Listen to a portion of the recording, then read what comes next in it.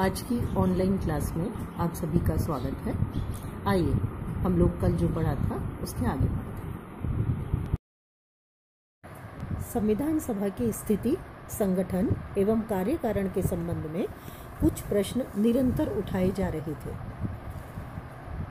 इन प्रश्नों के बारे में ये माना गया कि क्या संविधान सभा के पास अधिकार था कि वो संविधान बनाए या नहीं था। तो इस तरह के जो प्रश्न थे वो 4 तरह के प्रश्न थे। पहला प्रश्न था, क्या संविधान सभा को प्रभुत्व संपन्न संस्था माना जाए। दूसरा प्रश्न था, संविधान सभा क्या एक प्रतिनिधि संस्था थी। तीसरा प्रश्न था, क्या संविधान सभा में वकीलों का प्रभुत्व था। और चौथा प्रश्न था, क्या संविधान को लोकप्रिय अनुज्ञप्ति प्राप्त थी।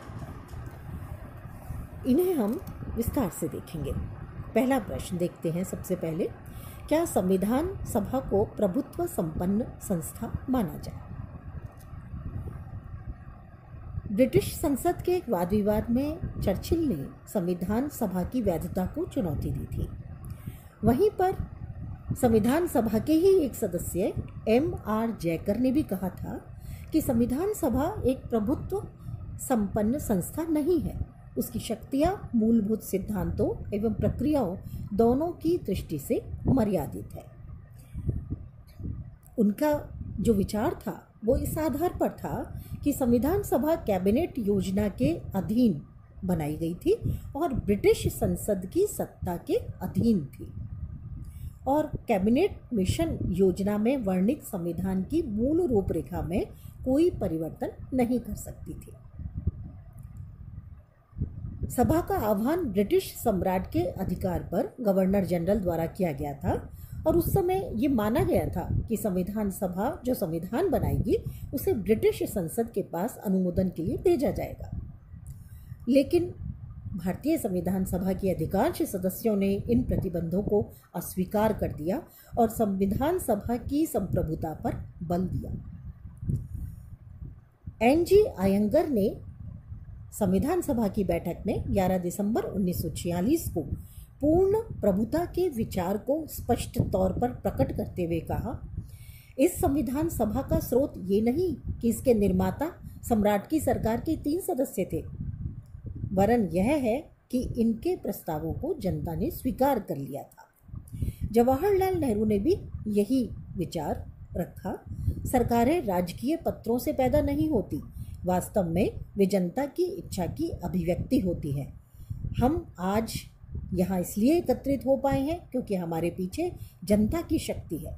जहाँ तक जनता कोई दल या वर्ग या पूरी जनता नहीं चाहेगी, पूरी जनता चाहेगी, हम यहीं पर रहेंगे। इस तरह से संविधान सभा ने अपनी पूर्ण प्रभुता को दिखाया।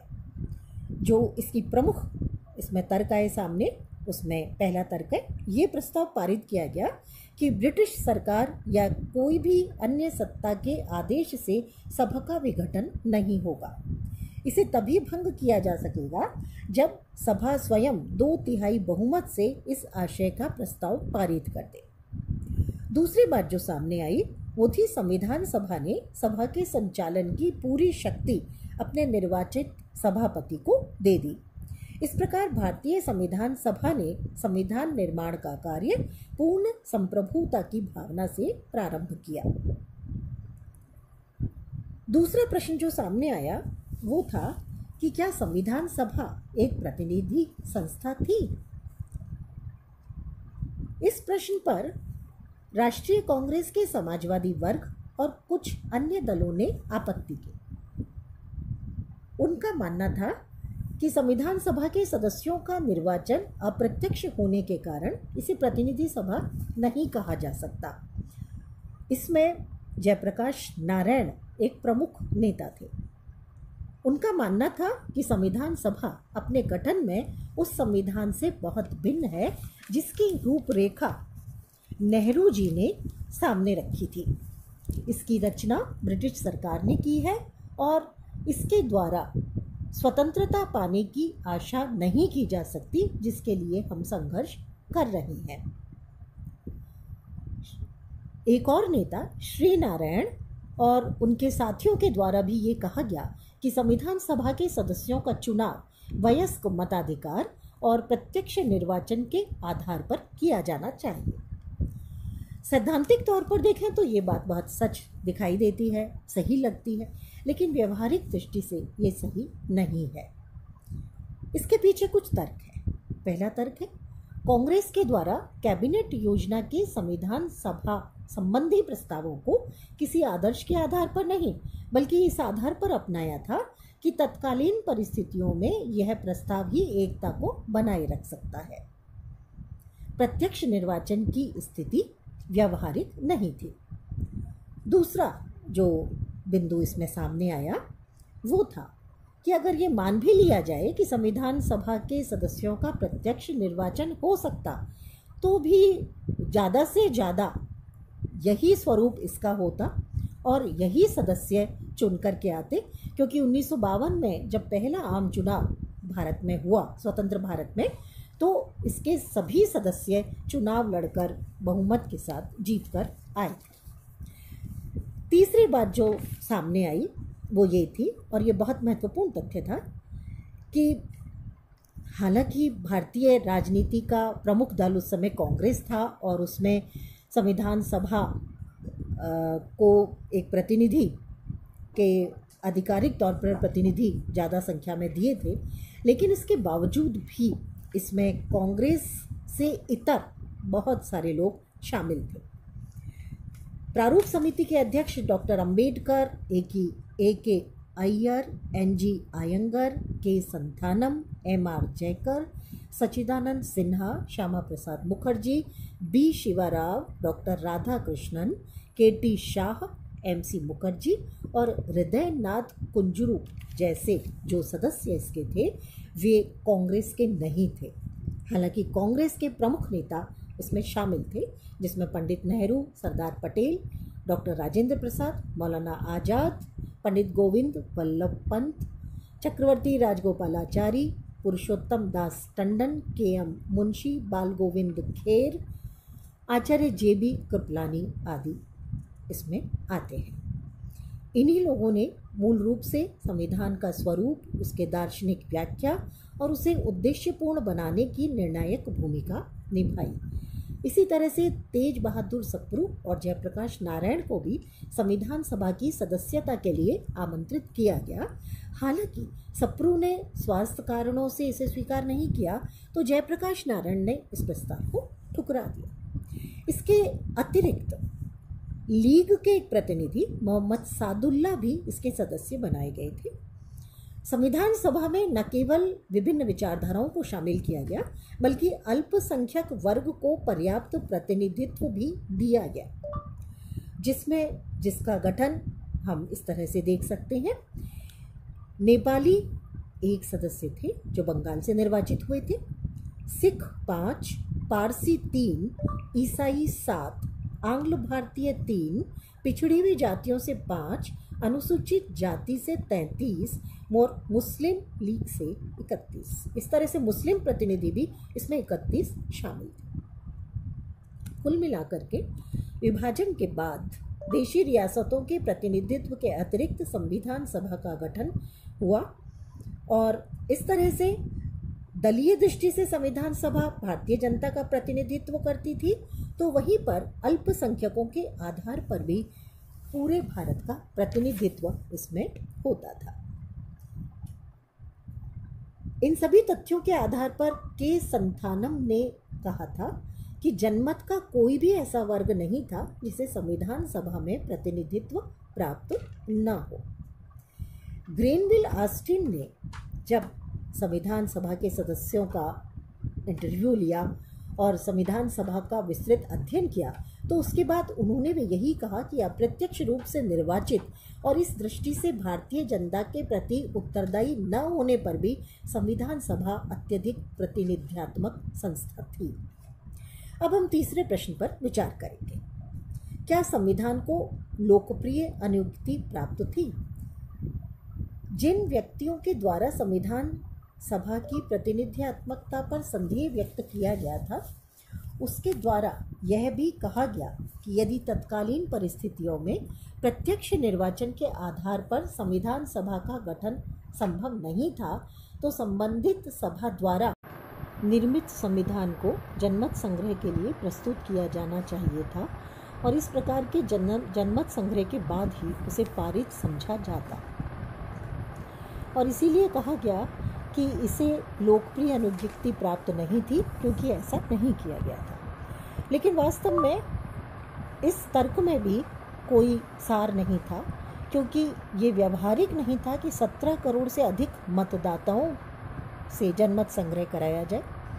राष्ट्रव्यापी इस प्रक्रिया में बहुत ज़्यादा व्यय होता, जो कि उस समय की परिस्थितियों के अनुसार बिल्कुल भी संभव नहीं था। चौथा प्रश्न सामने आता है, क्या संविधान सभा वकीलों के प्रभुत्व पर आधारित थी?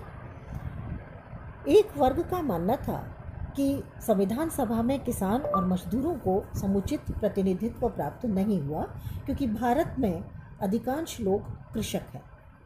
इसे केवल वकीलों द्वारा ही बनाया गया, लेकिन वास्तव में ऐसा नहीं है। संविधान निर्माण कानून के जानकार द्वारा ही संभव है, क्योंकि संविधान एक कानून है। ऐसे में सामान्य मजदूर और किसान संविधान कानून की सूक्ष्मताओं को बहुत आसानी से नहीं समझ सकते और ना ही उसे बना सकते थे। इस आधार पर जो लोग इसमें शामिल किए गए वे प्रसिद्ध वकील थे और इनका प्रशिक्षण विधि शासन एवं सामान्य विधि विषयक धारणा पर आधारित ब्रिटिश न्यायशास्त्र के अनुसार हुआ था। इस आधार पर संविधान की संरचना के प्रति इनकी जो धारणा थी वो नियमनिष्ठ और औपचारिक थी, इसलिए यह प्रश्न उठाना भी बहुत उचित नहीं था। अब हम आते हैं संविधान सभा में निर्णय लेने की प्रक्रिया पर। किस तरह से संविधान सभा के विभिन्न विषयों पर निर्णय लिए गए और विभिन्न कानून बनाए गए।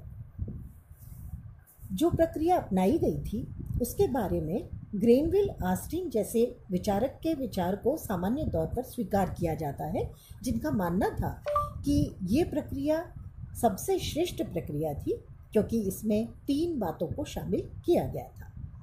ये 3 बातें बहुत महत्वपूर्ण हैं, जिससे ये पता चलता है कि संविधान में पर्याप्त सहमति, परामर्श, बातचीत और बहस के बाद में संविधान का निर्माण हुआ है। ये 3 जो बातें हैं, पहली बात है सहमति से निर्णय, दूसरा है समायोजन का सिद्धांत और तीसरा है परिवर्तन के साथ चयन की कला। सबसे पहला है सहमति से निर्णय। कांग्रेस विधानमंडल की बैठक में संविधान की प्रत्येक धारा पर खुलकर वाद विवाद होता था और इस वाद विवाद के परिणाम स्वरूप जो भी विचार वैमनस्य या विचार मतभेद होते थे उन सब पर आसानी से बातचीत हो जाती थी। संविधान निर्माण से संबंधित सभी महत्वपूर्ण समितियों में विभिन्न समुदायों, हितों और वर्गों को भी समुचित प्रतिनिधित्व दिया गया था, जिसके आधार पर संविधान किसी एक वर्ग विशेष का नहीं था। संविधान सभा की समितियों में जब कोई विचार विमर्श होता था तो बहुमत की जीत के स्थान पर समझाने बुझाने की प्रवृत्ति को अपनाया जाता था और इसीलिए जो संशोधन स्वीकार या अस्वीकार किए जाते थे वो इसी आधार पर किए जाते थे। एमवी पायली का मानना था कि संविधान सभा में वाद विवाद को पूरा प्रोत्साहन मिला, आलोचना के प्रति सहनशीलता अपनाई गई और लंबे वाद विवाद के प्रति असंतोष नहीं दिखाया गया। अपने विचार दूसरों पर लादने एवं शीघ्रता से कार्य समाप्त करने का प्रयास नहीं किया गया। ये एक पूर्ण लोकतांत्रिक प्रक्रिया थी जिस पर भारतीय लोग गर्व कर सकते हैं। इसके प्रमुख 3 उदाहरण माने जाते हैं जो सर्वसम्मति की पद्धति से संविधान में शामिल किए गए। पहला है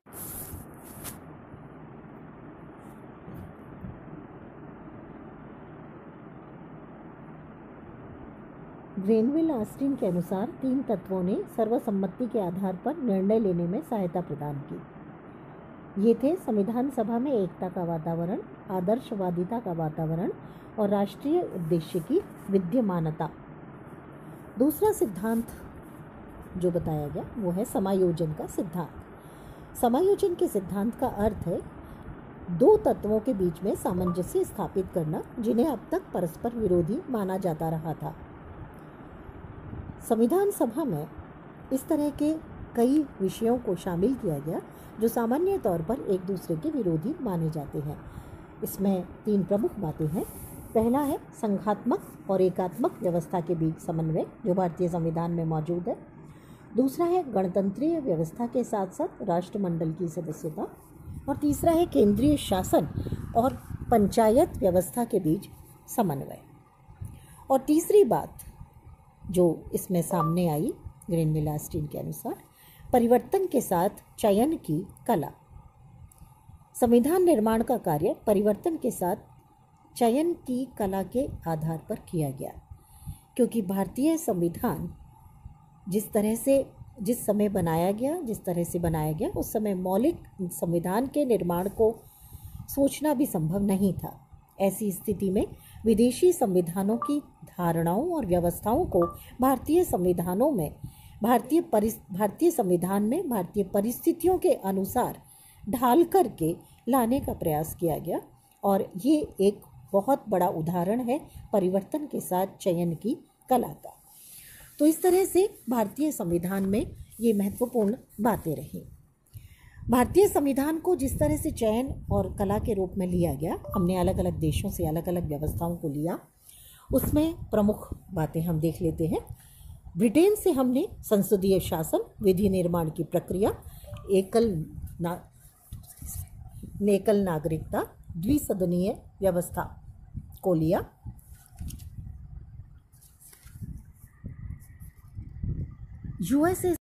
यूएसए या संयुक्त राज्य अमेरिका से संविधान की प्रस्तावना, मौलिक अधिकार, न्यायिक पुनरावलोकन, न्यायपालिका की स्वतंत्रता, सर्वोच्च न्यायालय का गठन और उसकी शक्तियाँ, राष्ट्रपति पर महाभियोग का तरीका और उपराष्ट्रपति का पद, ये हमने वहाँ से लिए। कनाडा से संघात्मक व्यवस्था, अविशिष्ट शक्तियों का केंद्र के पास होना और केंद्र द्वारा राज्यपाल की नियुक्ति को लिया गया। आयरलैंड से नीति निर्देशक सिद्धांत, राष्ट्रपति का निर्वाचन, उच्च सदन के सदस्यों को मनोनीत करने संबंधी प्रावधान लिए गए। तो जर्मनी से हमने आपातकालीन उपबंधों को लिया। ऑस्ट्रेलिया से प्रस्तावना की भाषा, समवर्ती सूची और केंद्र राज्य संबंध को लिया। तो वहीं फ्रांस से गणतंत्र की व्यवस्था को लिया गया। रूस से हमने मौलिक कर्तव्यों का प्रावधान लिया। तो इस तरह से भारतीय संविधान का संविधान सभा के माध्यम से निर्माण किया गया। आगे हम अगली क्लास में पढ़ेंगे।